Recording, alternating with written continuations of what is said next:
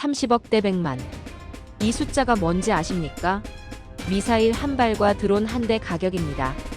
300배 차이죠. 명중에도 손해.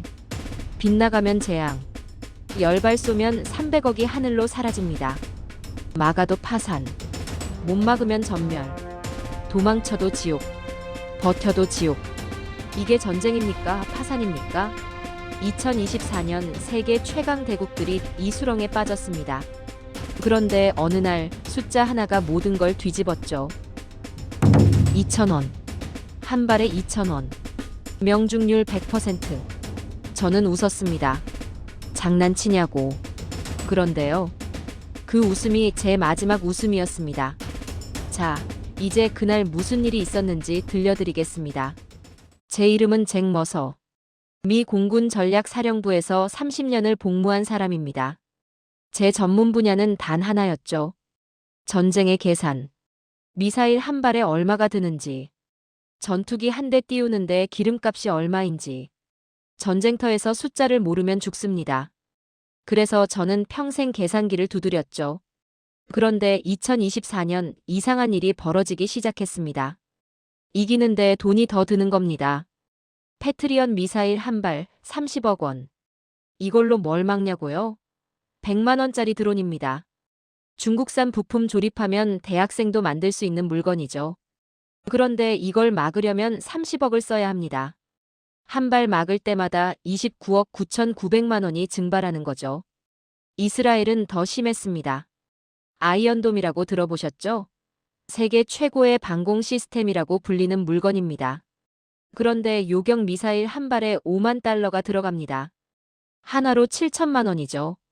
하마스가 쏘는 카삼 로켓은 얼마인 줄 아십니까? 300달러입니다.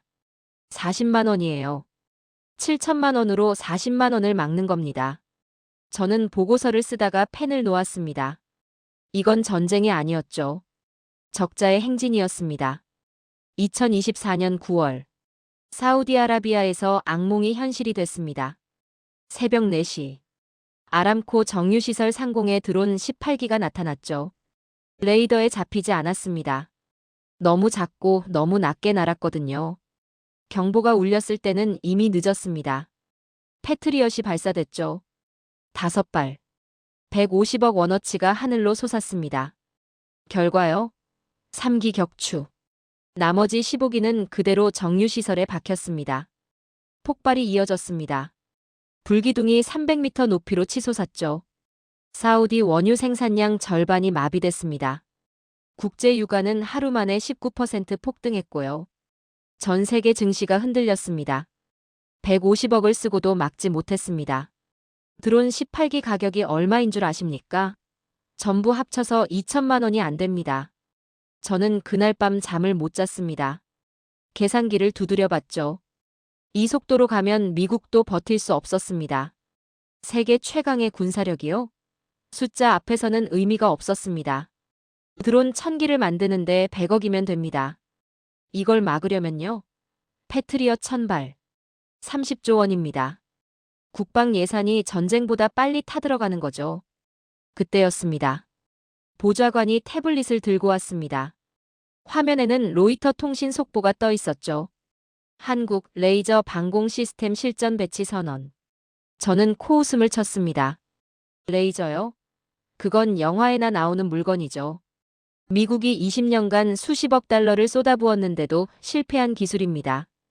이스라엘 아이언빔도 아직 실험 단계고요. 그런데 한국이 배치를 했다고요? 장난치나 봅니다. 저는 태블릿을 돌려줬습니다. 그런데 보좌관이 말했죠.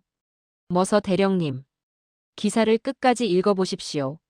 저는 다시 화면을 봤습니다. 발사 비용이 적혀 있었죠. 1회 발사 비용 약 2,000원. 저는 눈을 비볐습니다. 2,000원이요? 커피 한 잔 값으로 드론을 격추한다고요? 30억 원짜리 패트리엇 대신 2,000원짜리 레이저를요? 불가능합니다. 상식적으로 말이 안 되죠. 그런데 기사 하단에 한 줄이 더 있었습니다. 국방과학연구소 관계자 실험이 아닌 실전 배치입니다. 올해부터 야전에 투입됩니다. 실험이 아니라 배치. 이 단어가 머릿속에서 맴돌았습니다. 저는 30년간 수많은 무기를 봐왔습니다. 실험 성공과 실전 배치 사이에는 하늘과 땅 차이가 있죠. 실험실에서 잘 되는 건 아무 의미 없습니다. 전장에서 작동해야 진짜니까요. 그런데 한국이 배치를 선언했습니다. 그것도 레이저를요. 저는 창밖을 봤습니다. 워싱턴의 밤하늘이 보였죠. 머릿속에서 숫자들이 춤을 추기 시작했습니다. 2,000원. 명중률 100%. 실전 배치. 이게 사실이라면요. 전쟁의 공식이 완전히 뒤집히는 겁니다. 30억 대 100만의 지옥에서 빠져나올 수 있는 유일한 탈출구죠. 저는 펜을 집어들었습니다. 노트에 한 줄을 적었죠. 한국. 확인 필요. 그때는 몰랐습니다. 이 한 줄이 제 인생을 완전히 바꿔놓을 줄은요. 그날 밤 저는 잠을 잊었습니다. 컴퓨터 앞에 앉아서 한국 레이저 무기에 대한 모든 자료를 뒤졌죠. 국방과학연구소 공식 발표문, 한국 언론 보도, 군사 전문지 분석 기사. 전부 읽었습니다. 그런데 읽으면 읽을수록 이상했죠. 말이 안 됐거든요.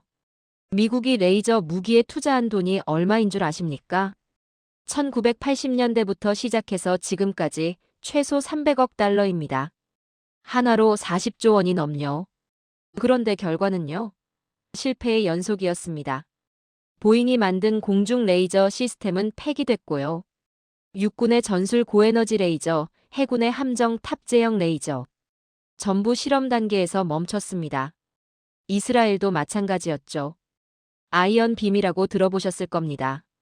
세계가 주목한 레이저 방공 시스템이에요. 그런데 2024년까지도 실전 배치가 안 됐습니다. 왜냐고요? 출력이 불안정했거든요.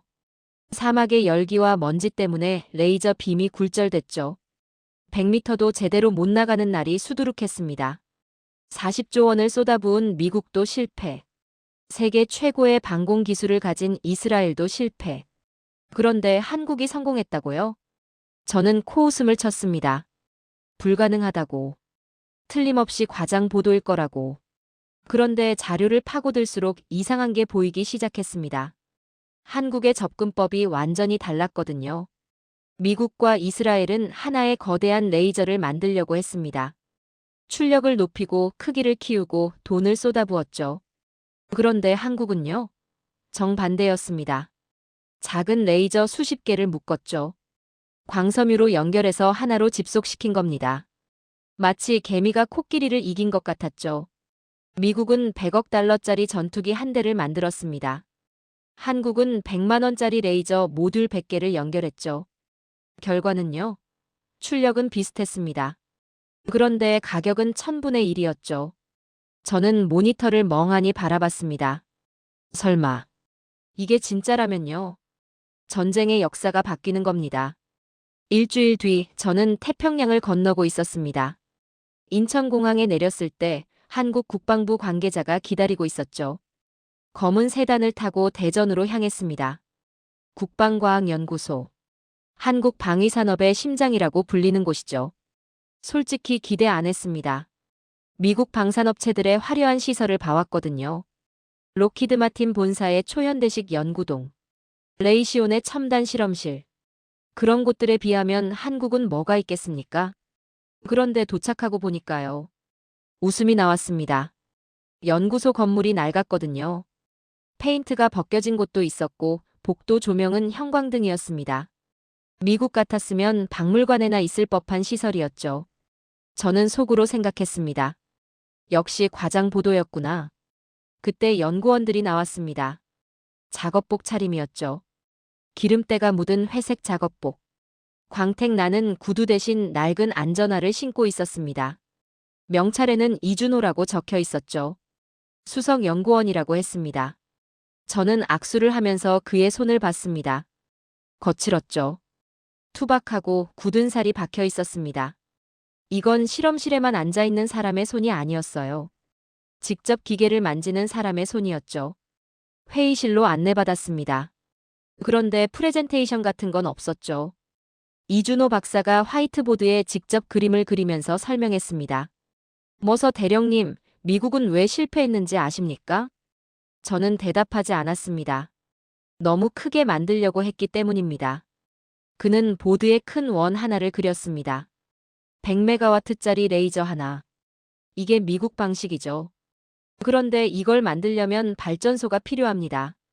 냉각 시스템도 트럭 10대 분량이고요.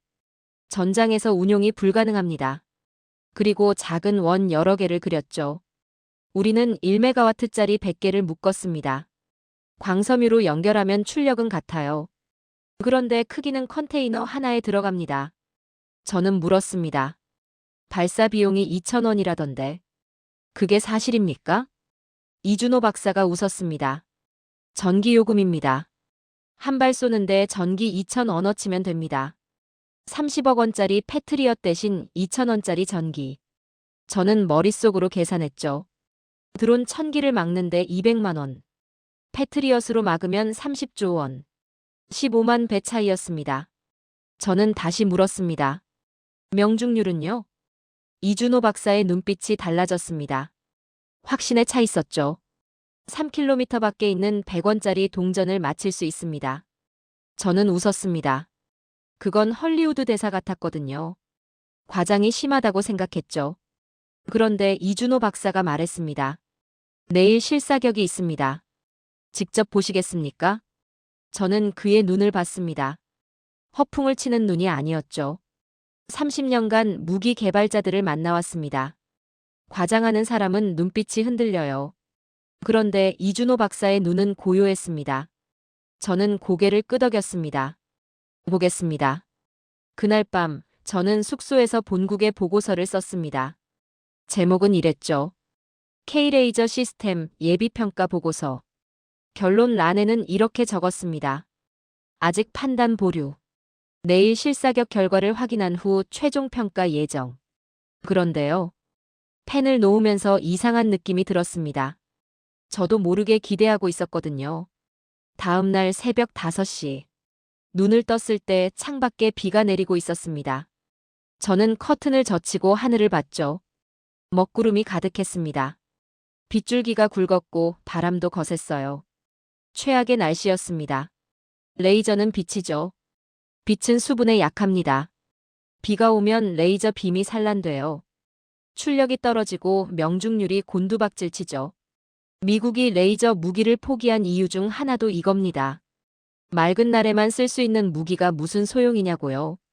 저는 속으로 생각했습니다. 취소되겠군.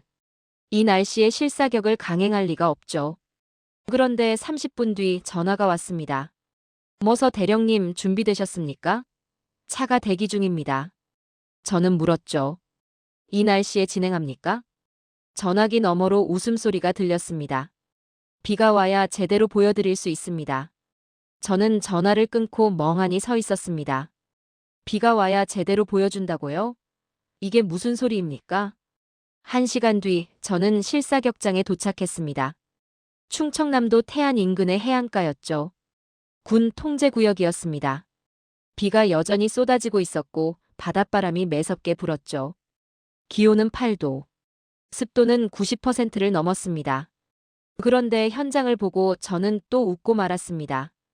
컨테이너 하나. 그게 전부였거든요. 미국의 레이저 무기 시스템을 본 적 있습니다. 트럭 6대 분량이죠.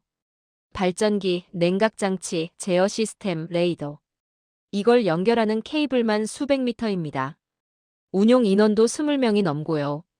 그런데 한국은요? 녹슨 컨테이너 하나. 거기에 연결된 소형 발전기 하나. 인원은 연구원 4명이 전부였습니다. 저는 이준호 박사에게 물었습니다. 이게 전부입니까? 그가 고개를 끄덕였죠. 예. 이게 전부입니다. 저는 컨테이너를 둘러봤습니다. 페인트가 벗겨진 곳이 있었어요. 문짝에는 녹이 슬어 있었죠. 미국 같았으면 박물관에 보냈을 물건입니다. 솔직히 말씀드리죠. 저는 그때 완전히 비웃고 있었습니다. 이 고철 덩어리로 전쟁을 바꾼다고요? 40조 원을 쏟아부은 미국이 실패한 걸 이 녹슨 상자가 해낸다고요? 그때 이준호 박사가 말했습니다. 준비됐습니다. 시작하겠습니다. 연구원들이 움직였죠. 한 명이 노트북을 폈고 다른 한 명이 컨테이너 측면의 패널을 열었습니다. 세 번째 연구원이 레이더 화면을 켰죠. 조용했습니다. 명령을 외치는 사람도 없었고 분주하게 뛰어다니는 사람도 없었어요. 마치 공장에서 기계 점검하듯 담담하게 움직였죠. 저는 불안해졌습니다. 너무 조용했거든요. 그때 레이더 화면에 점 하나가 나타났습니다. 목표물 접근. 거리 5km. 드론이었죠. 표정용 드론 한 대가 해안선을 따라 날아오고 있었습니다. 속도는 시속 200km. 고도는 500m. 저는 시계를 봤습니다. 이 속도면 90초 후에 도착하죠. 거리 4km. 이준호 박사가 고개를 끄덕였습니다. 연구원 하나가 노트북 키보드를 두드렸죠. 컨테이너에서 낮은 웅웅 소리가 들렸습니다. 전력이 충전되는 소리였죠. 거리 3km. 저는 컨테이너 상단을 봤습니다. 작은 포탑 같은 게 있었죠. 렌즈가 달린 원통형 장치. 그게 천천히 회전하면서 하늘을 향했습니다. 비가 계속 내리고 있었습니다. 바람도 거셌죠. 최악의 조건이었습니다. 거리 2km. 조준 완료. 저는 숨을 멈췄습니다. 긴장이 됐거든요. 미국이 40조 원을 들여 실패한 기술. 이스라엘이 10년을 매달려도 해내지 못한 기술. 그게 지금 이 녹슨 컨테이너 안에 있다고요? 발사. 저는 눈을 크게 떴습니다. 아무 일도 일어나지 않았거든요. 소리가 없었습니다. 폭발음도 발사음도 없었죠. 섬광도 없었어요. 그냥 조용했습니다. 비 내리는 소리만 들렸죠. 저는 하늘을 봤습니다. 드론이 여전히 날고 있었어요. 아무 일도 없는 것처럼. 실패했구나. 저는 그렇게 생각했습니다. 그런데 3초 뒤 드론이 흔들리기 시작했죠.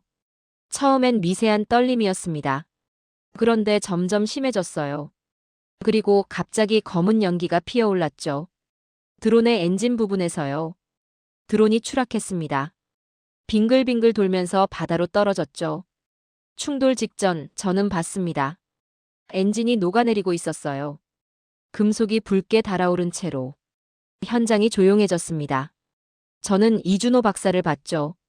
그는 담담한 표정이었습니다. 마치 당연한 결과라는 듯이. 저는 물었습니다. 목소리가 떨렸죠. 지금 뭘 본 겁니까?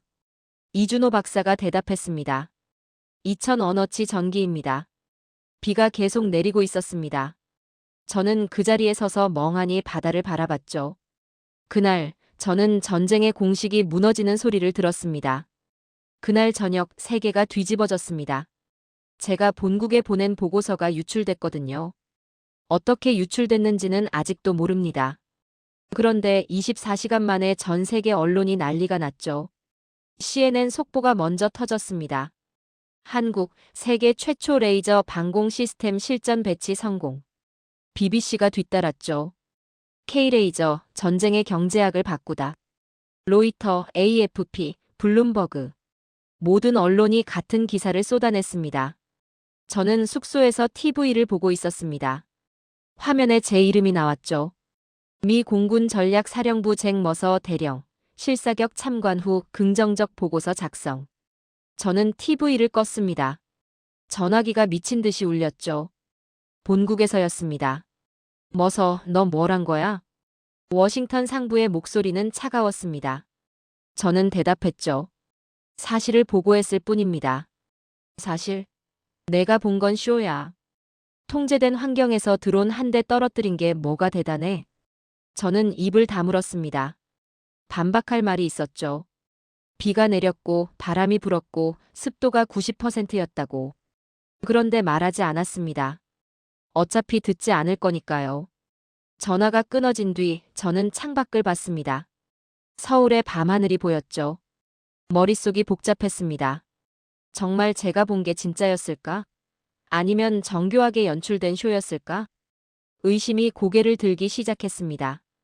다음 날 반격이 시작됐죠. 국제군사 분석가들이 일제히 목소리를 높였습니다. 한국의 레이저 시스템은 과대평가됐다. 통제된 환경에서의 성공은 의미가 없다.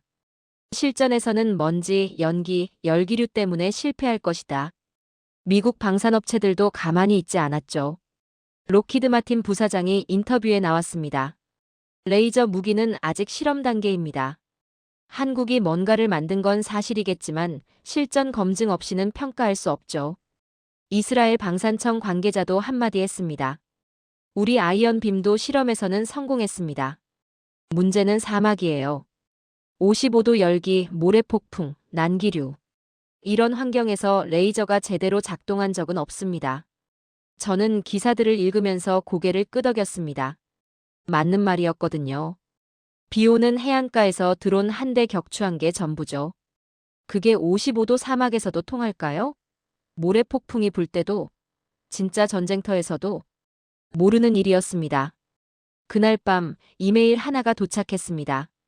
발신자는 익명이었죠. 제목은 단 한 줄이었습니다. K-레이저 서멀 인스터빌리티 컴퍼덴셜. 저는 첨부 파일을 열었습니다. 기술 문서였죠. 한국 레이저 시스템의 열 관리 데이터가 적혀 있었습니다. 그런데 이상한 부분이 있었어요. 연속 발사 시 과열 문제 발생 가능. 고온 환경에서 출력 저하 예상. 저는 화면을 멍하니 바라봤습니다. 이게 사실이라면요. 한국의 레이저는 사막에서 못 쓰는 겁니다. 가장 필요한 곳에서 무용지물이 되는 거죠. 누가 보낸 걸까요? 미국 방산업체? 이스라엘 정보기관? 아니면 한국 내부의 누군가? 저는 알 수 없었습니다. 그런데 한 가지는 확실했죠. 누군가 한국의 성공을 원하지 않는다는 것. 사흘 뒤 본국에서 명령이 내려왔습니다. 사우디아라비아로 가라. 사우디 국방부가 한국 레이저 시스템 도입을 검토 중이었거든요. 아람코 정유시설 드론 공격 이후 그들은 절박했습니다. 패트리엇으로는 더 이상 막을 수 없다는 걸 알았죠. 그래서 한국에 손을 내밀었습니다. 문제는요.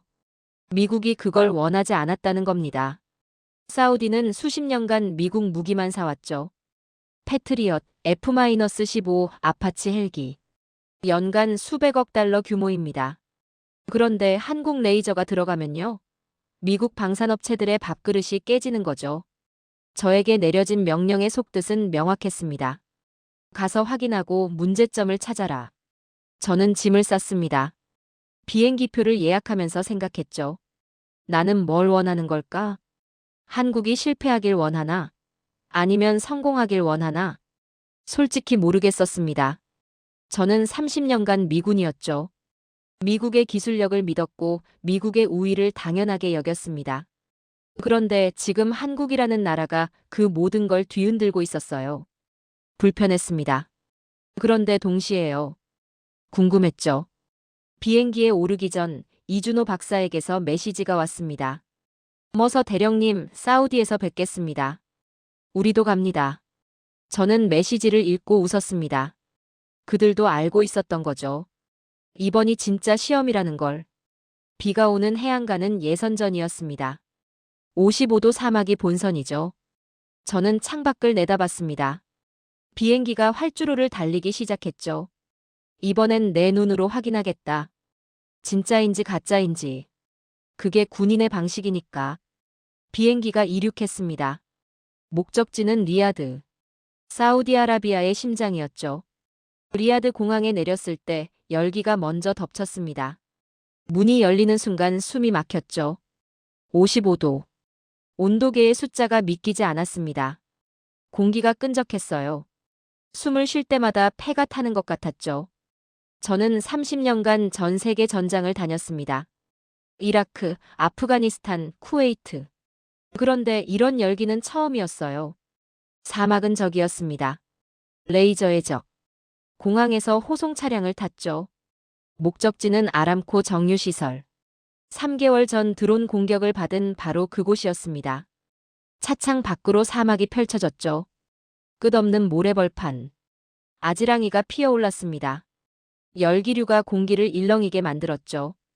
저는 생각했습니다. 이 환경에서 레이저가 작동할 리 없다고. 빛은 직선으로 나아가야 합니다. 그런데 열기류가 있으면요. 빛이 굴절돼요. 목표물을 빗나가죠.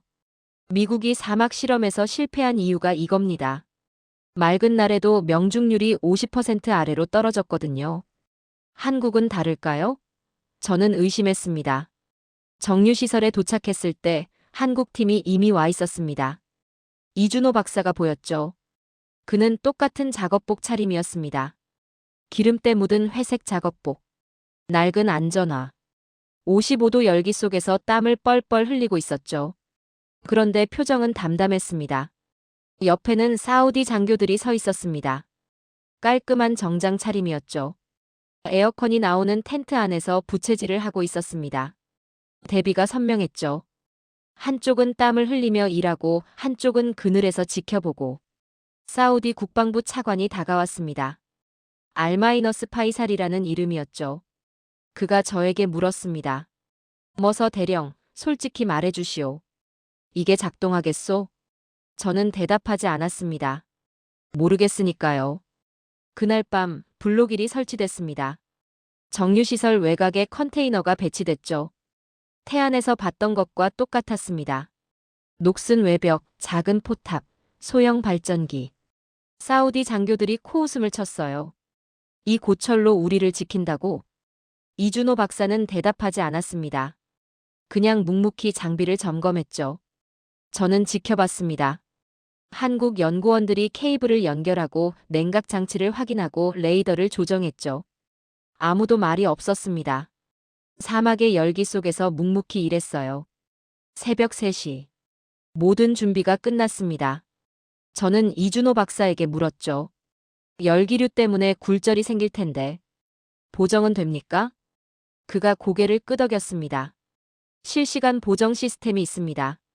대기 밀도를 측정해서 발사 각도를 조정하죠. 저는 반문했습니다. 그게 55도에서도 작동합니까? 이준호 박사가 웃었습니다. 처음 보는 웃음이었죠.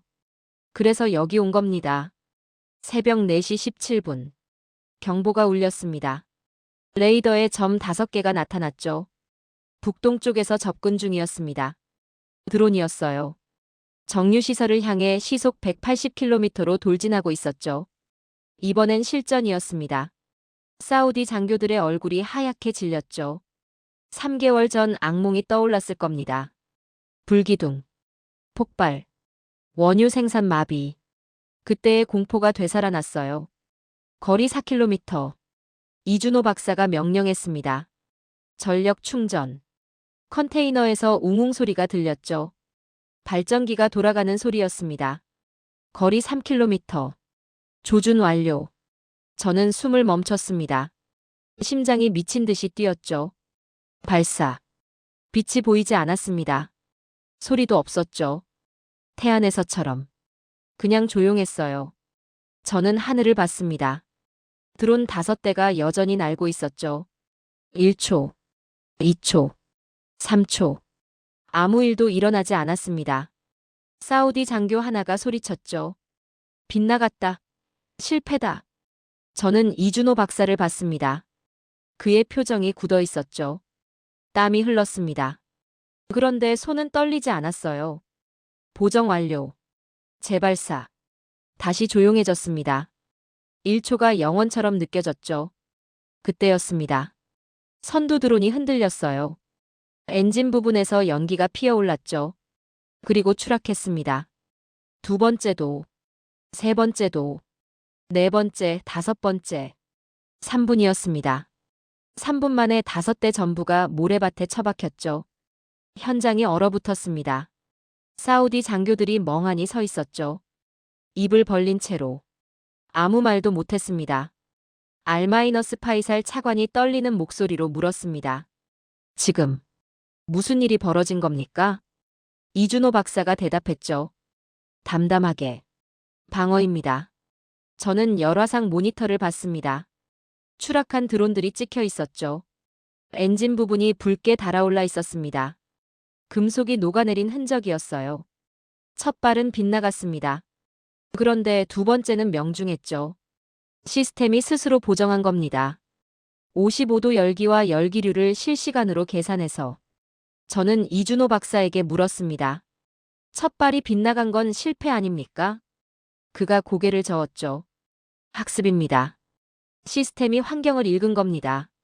두 번째부터는 안 빗나갑니다. 저는 할 말을 잃었습니다. 실패가 아니었어요. 적응이었죠. 동이 텄습니다. 사막 위로 태양이 떠올랐죠. 모래벌판이 금빛으로 물들었습니다. 그 위로 검은 연기가 5줄기 피어올랐어요. 드론의 잔해에서. 저는 그 연기를 바라보며 생각했습니다. 이건 진짜다. 더 이상 의심할 수 없다. 그날 오후 세계가 난리가 났습니다. 사우디 실전 데이터가 공개됐거든요. 드론 5기 격추. 소요 시간 3분. 발사 비용 1만 원. 이 숫자가 전 세계 뉴스에 뿌려졌죠. CNN이 먼저 속보를 띄웠습니다. 한국 레이저 실전 첫 교전에서 완승. BBC가 뒤따랐죠. 패트리엇이 실패한 자리를 K-레이저가 채웠다. 블룸버그는 더 직접적이었습니다. 미국 방산업계 최대 위기 직면. 주가가 폭락했습니다. 록히드 마틴 8% 하락. 레이시온 11%. 노스롭 그루먼 9%. 하루 만에 수백억 달러가 증발했죠. 반면 한국방산주는요. 한화에어로스페이스 상한가. LI진엑스원 상한가. 현대로템 15% 상승. 전쟁의 판도가 바뀌고 있었습니다. 돈의 흐름이 바뀌고 있었죠. 그날 밤 워싱턴에서 전화가 왔습니다. 국방부 차관보였죠. 목소리가 얼음처럼 차가웠습니다. 머서 내가 뭘 한 건지 알아? 저는 대답했죠. 사실을 보고했을 뿐입니다. 사실? 내 보고서 때문에 우리 방산업체들 주가가 수백억 달러 날아갔어. 의회에서 난리가 났다고. 저는 입을 다물었습니다. 들어. 내 원래 임무가 뭐였지? 문제점을 찾으라고 했잖아. 그런데 넌 뭘 했어? 한국 홍보대사 노릇을 했잖아. 전화가 끊어졌습니다. 저는 휴대폰을 멍하니 바라봤죠. 다음 날 반격이 시작됐습니다. 워싱턴 방산 로비스트들이 움직였죠. 국방부에 압력을 넣었습니다. 의회에 로비를 했고요. 언론에 자료를 뿌렸죠. 기사가 쏟아지기 시작했습니다. K-레이저 과연 믿을 수 있나? 한국 기술의 숨겨진 결함. 전문가들 조기 도입의 우려 표명. 록히드 마틴 부사장이 또 인터뷰에 나왔습니다.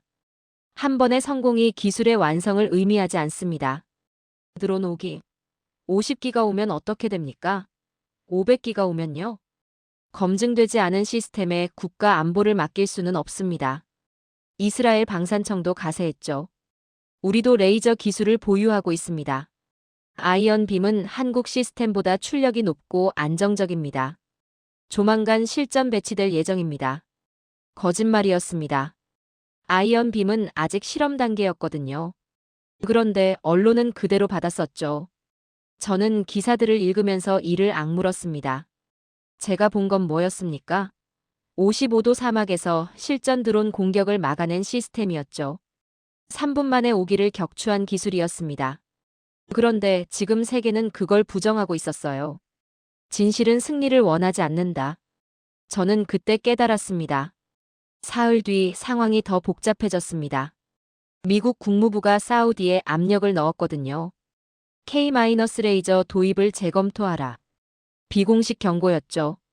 문서로 남기지 않았지만 메시지는 명확했습니다. 한국 시스템을 사면 미국과의 관계가 틀어진다. 사우디는 흔들렸습니다.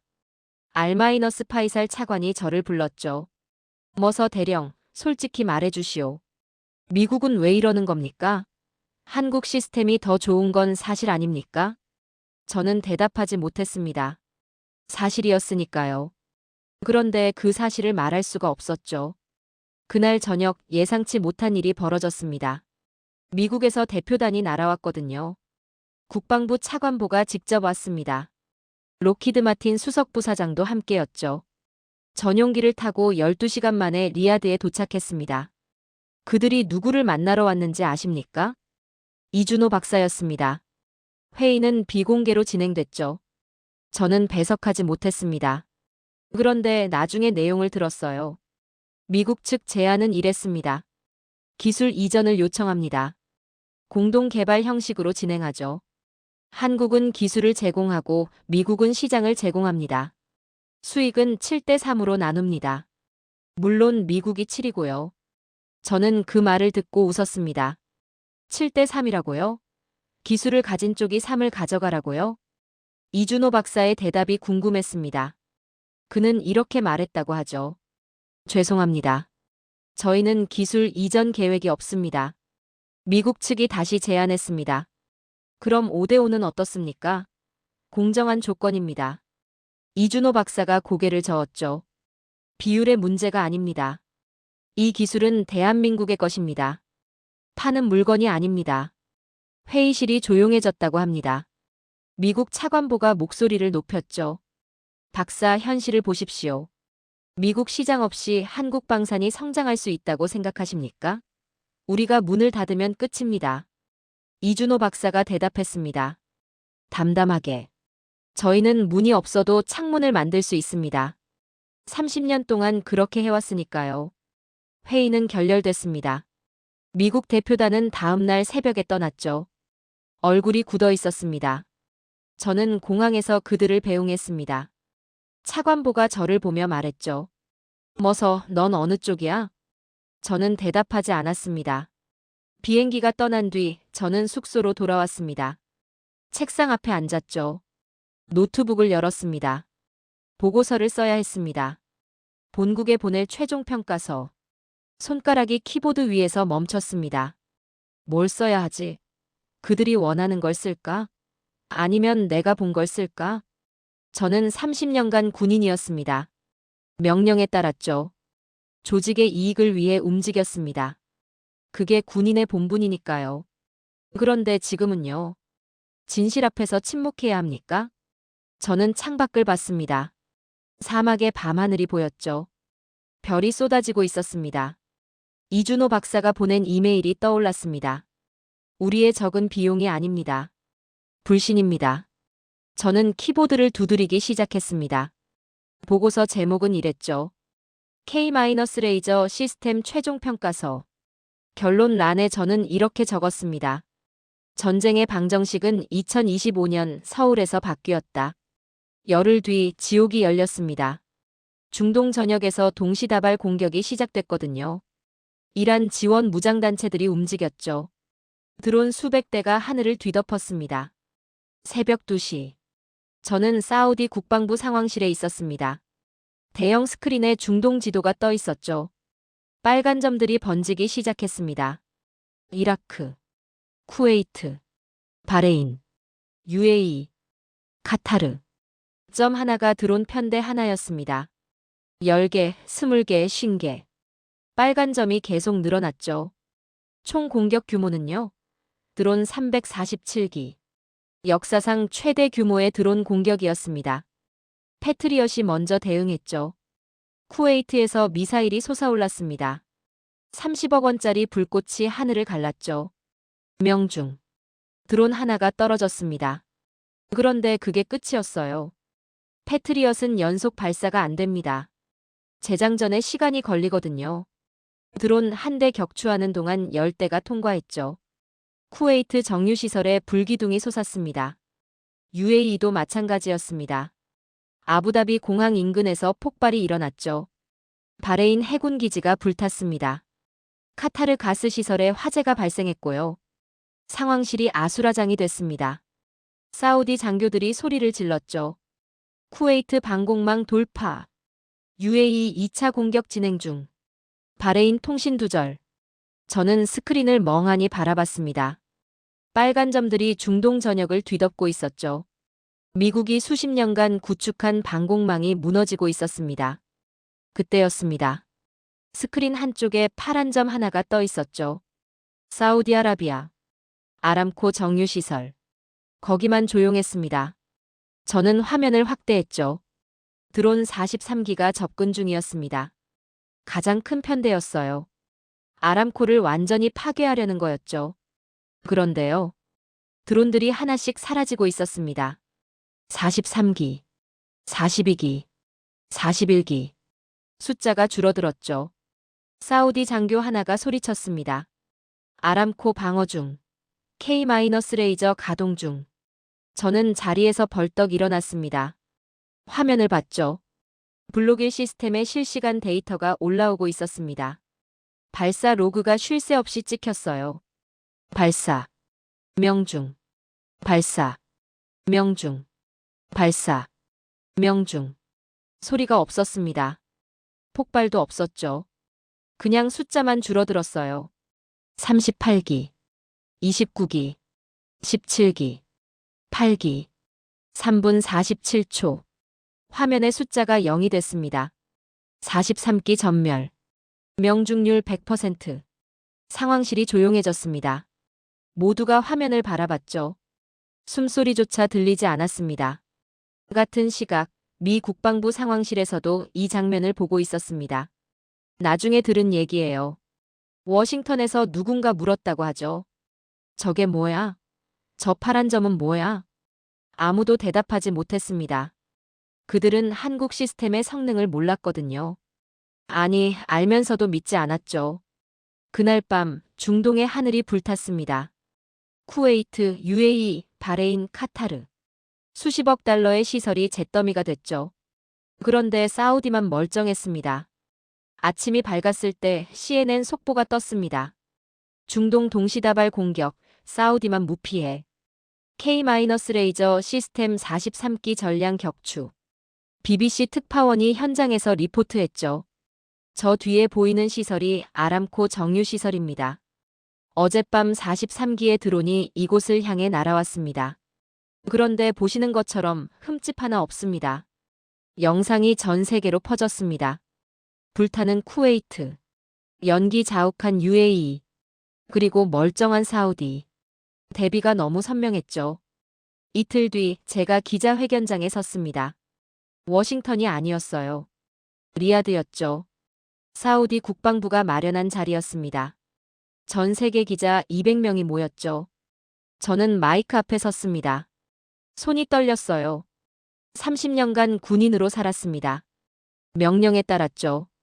조직의 이익을 위해 움직였고요. 그런데 오늘은 달랐습니다. 저는 입을 열었죠. 저는 잭 머서입니다. 미 공군 전략사령부 소속 대령이었습니다. 이었다라고 말한 이유는 오늘부로 전역하기 때문입니다. 기자들이 술렁였습니다. 저는 한 달 전 한국의 레이저 방공 시스템을 직접 봤습니다. 처음엔 믿지 않았죠.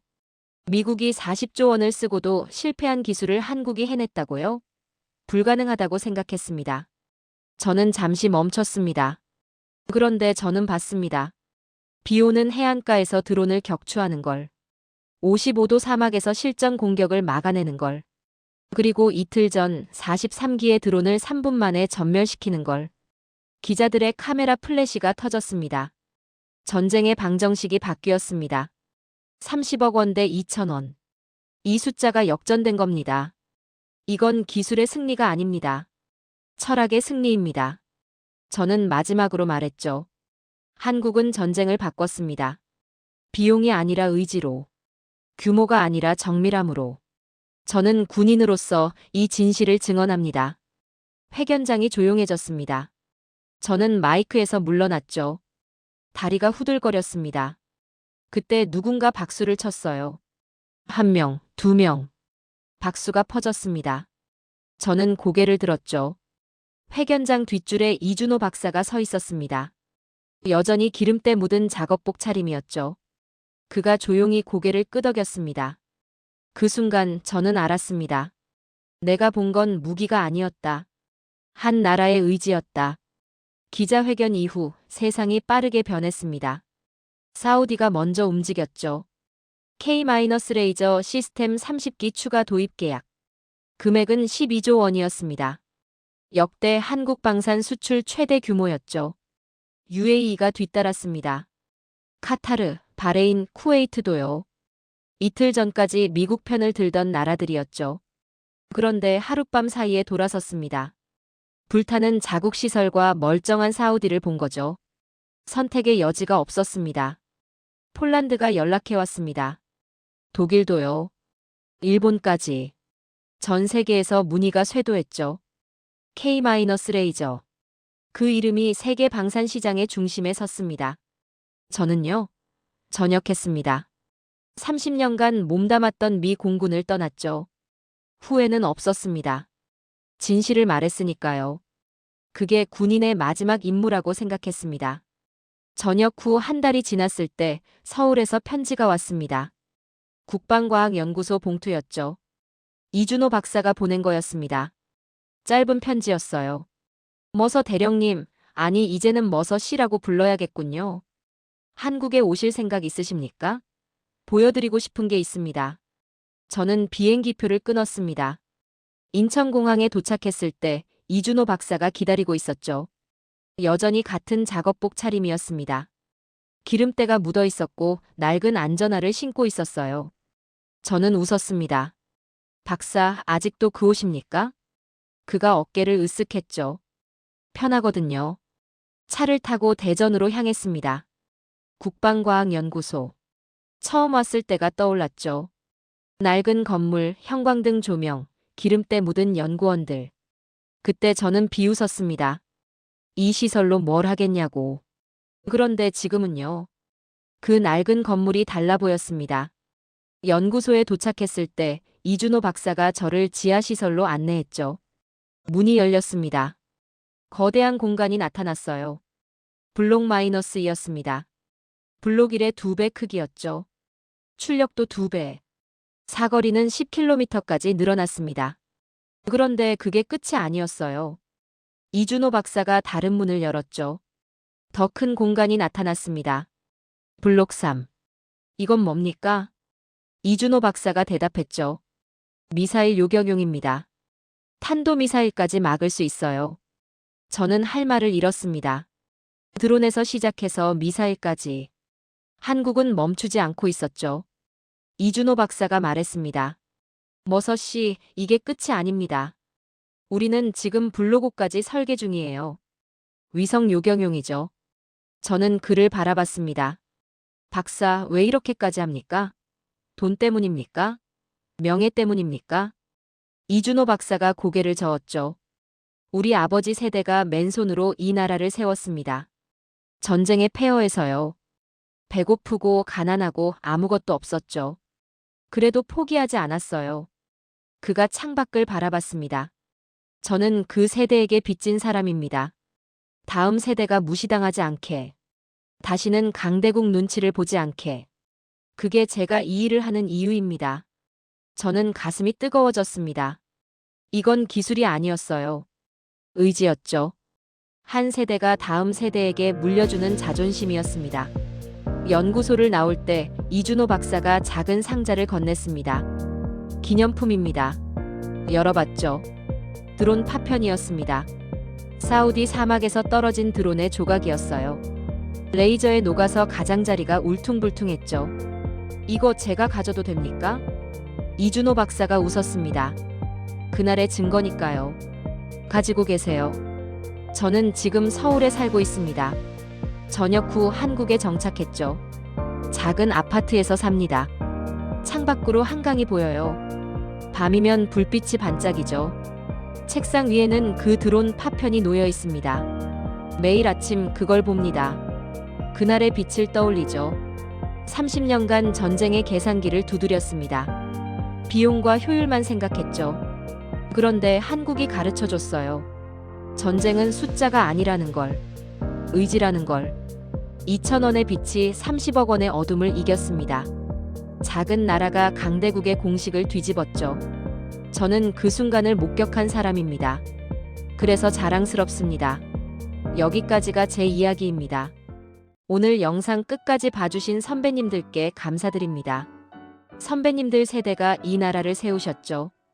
60년대, 70년대 맨손으로 일어서셨습니다. 배고픔을 참으시고 밤잠을 줄이시고 자식들 먹이려고 뼈 빠지게 일하셨어요. 그 땀방울이 지금의 대한민국을 만들었습니다. K-레이저도 그 뿌리에서 나온 거죠. 선배님들이 물려주신 자존심.